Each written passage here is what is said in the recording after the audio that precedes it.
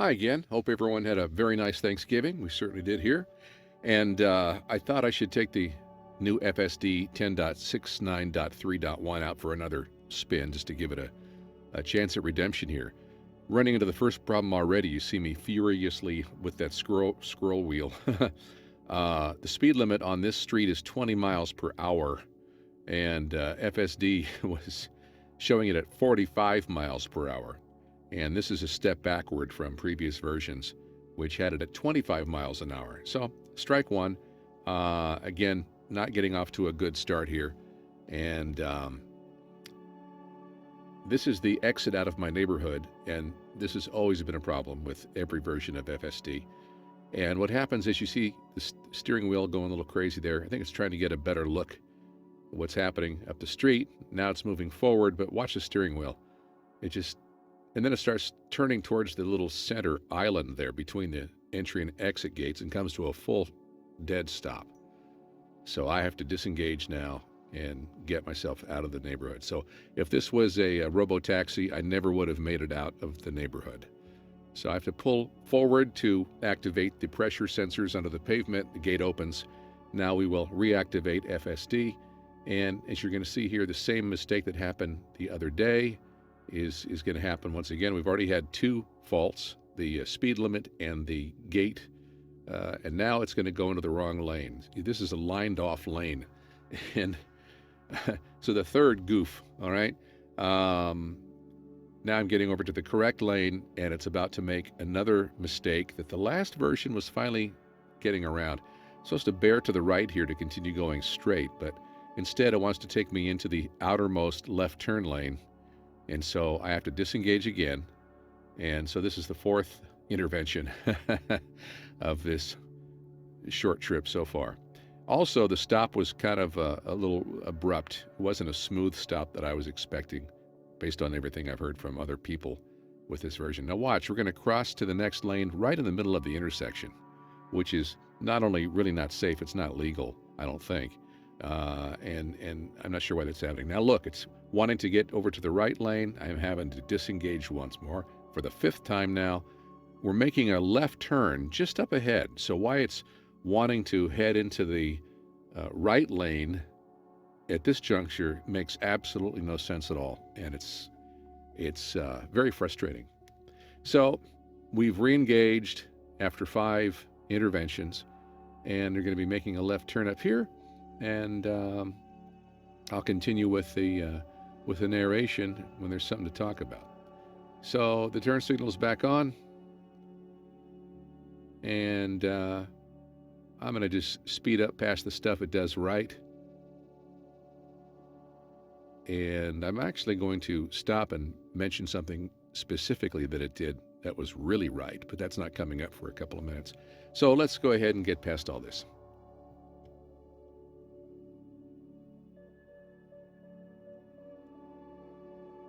Something that does annoy me a little bit, if you'll notice the position of the steering wheel. We're making a left turn, but for whatever reason, the steering wheel is skewed slightly to the right, which makes no sense. I'm not sure why it's doing that. We weren't too close to the curb in the center median or anything like that.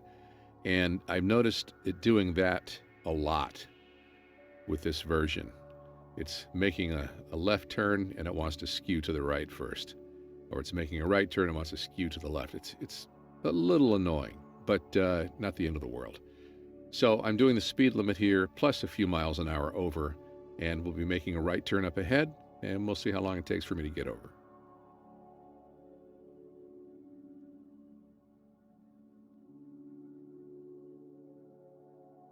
So after everyone has passed me on the right, we finally get over when we're about 0.2 of a mile away from the turn.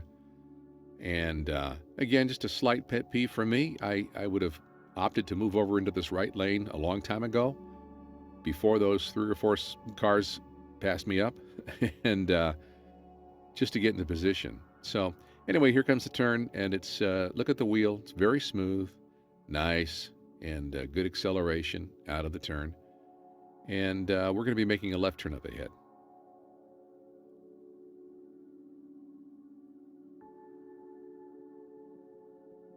Just drove through the yellow light perfectly, safe to do so, and lane position is nice.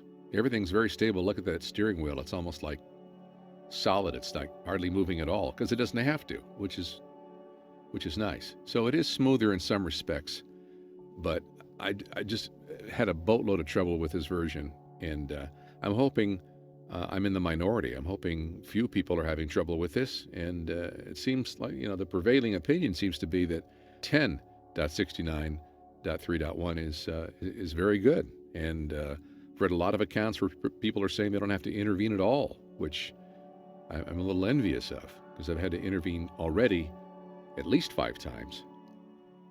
And we're coming up on a left turn. There are actually 3 left turn lanes. So I was interested to see which lane the Tesla would choose to make that left turn.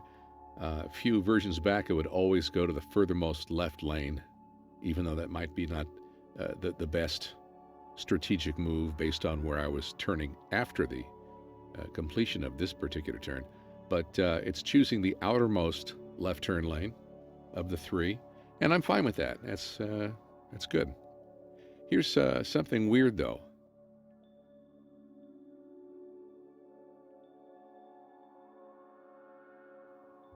No turn signal, you notice? Now, here comes the turn signal. Okay, so it's beginning now. Oh, now it's off again. And why is that? It doesn't make any sense. Turn signal's on now. Oh, it's off. Oh, on, off, off. And so it's still in FSD mode. Of course, there's no way for me to report this as an error because the little camera icon is gone now. From what I understand, when you disengage, that's what sends the snapshot back to the Tesla development team for the full self-driving. But since I can't activate the camera icon and I haven't disengaged, I'm not sure if Tesla knows about this as a problem. But the turn signal's off and on, not good. Now, it's about to make a really excellent move in pretty good heavy traffic here. See, I'm heading over to the next lane. Boom. And look at all that slow traffic on the right. It was actually a really good strategic move because and it gets a thumbs up, because up ahead, all the people in the right lane are going to be backed up and jamming up because they want to get on the freeway northbound. And to do that, they have to be in the right lane. So traffic's always slower there. So the fact that we moved out of that lane into the center lane here was brilliant. That was actually really, really good.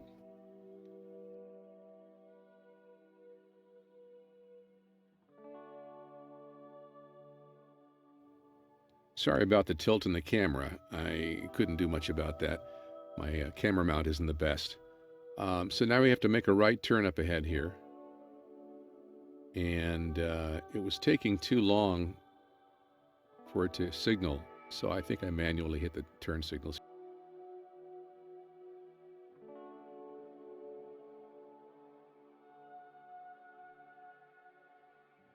So no more signals, but there are 4-way stops and quite a bit of pedestrian traffic, so we'll see how we do here.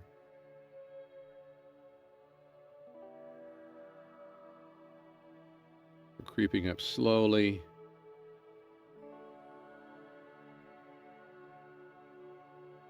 And we should be going right now, but we're not. So I gave it a little accelerator to help it along. And that wasn't, that was an intervention. The other problem is it's showing the speed limit on this road as 45 miles per hour, which it clearly is not. It's probably a 25 mile an hour zone at best. So I had to dial down the speed on the thing. I'm giving this guy the go ahead to take off. And now let's see if we go after he goes. Oh, again, I had to give it some acceleration. And I don't know why the wheel turned to the left like that as we were heading into the middle of the intersection. Uh, kind of annoying. So here's the next stop. Noticing all the pedestrians, seeing what they want to do.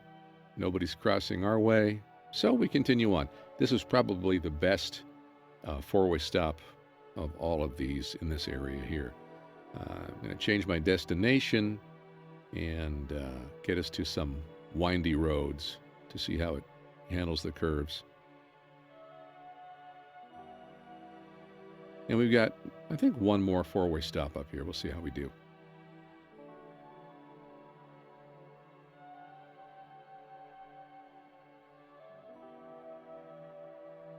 It's such a, yeah, see how the steering wheel's canted to the left there? And now it's back over to the right. It's like doing all this weird self-correction. And I'm not sure why it's doing that. It should just see the road markings where they are and keep the wheel straight like it is now. But for some reason it does these weird little shifts. And I'm not sure what that's all about, but there you go. Mad Madeline's is on the left there. Best chocolate shakes, chocolate malts in town. Good hamburgers, too. A little pricey now. A lot more expensive than it used to be, but then again, so's everything, right? That Hotel Palomar on the right side has been there forever. One of the few buildings that has been there. And we stopped for the pedestrians, which is terrific, and now we're going. So that was another excellent execution at that four-way stop. I'm not sure why I'm giving that. Maybe because I had to give it some more acceleration again. I don't know.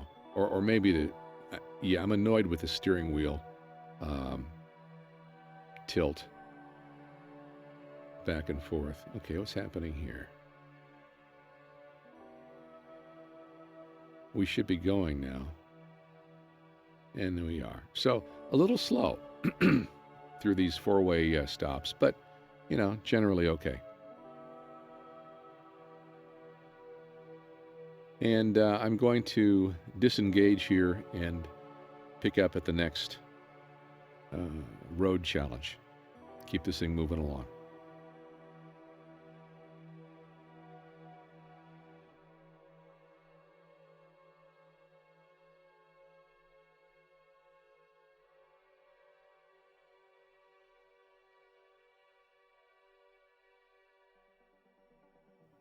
Now we make a nice assertive move to the right turn lane, and we're passing up about 8 Tesla Level 2 superchargers just to the right side there in this gas station. And now we're going to take on the twisties and see how the car does.